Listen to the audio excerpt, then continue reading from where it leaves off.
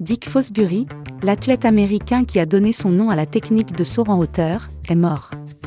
Champion olympique en 1968, il avait révolutionné sa discipline avec une technique de saut en rouleau dorsal qui a fait école et portant désormais son nom, est mort dimanche 12 mars à l'âge de 76 ans, a annoncé son agent, lundi.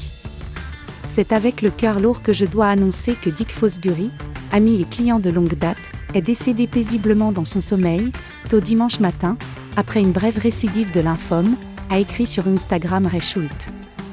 La légende de l'athlétisme laisse dans le deuil sa femme, Robin Tomasi, son fils, Eric Fosbury, et ses belles-filles Stephanie Thomas Phipps de LA, Idaho et Christine Thompson.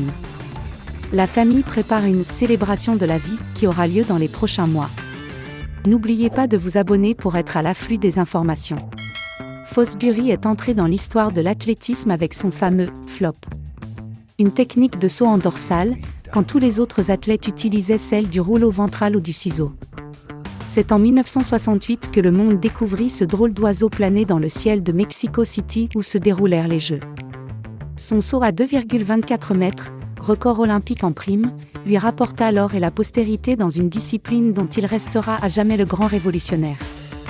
Car si quelques années plus tôt, il suscita bien des critiques, des doutes voire des moqueries sur son chemin vers l'Olympe, dans une Amérique où entraîneurs et observateurs lui prédisaient un coup brisé plutôt que brandissant une médaille, son héritage demeure palpable plus de 50 ans après. Inventivité et persévérance. Je ne savais pas que quelqu'un d'autre dans le monde pourrait utiliser cette technique, et je n'aurais jamais imaginé que cela révolutionnerait la discipline, confiait celui qui échoua à se qualifier pour les Jeux de Munich, en 1972, après avoir dû mettre entre parenthèses sa carrière sportive pour ses études de génie civil.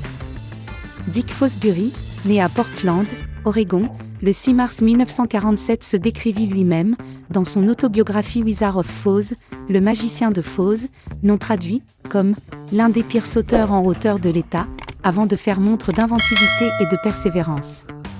N'oubliez pas de vous abonner pour être à l'afflux des informations. À bientôt.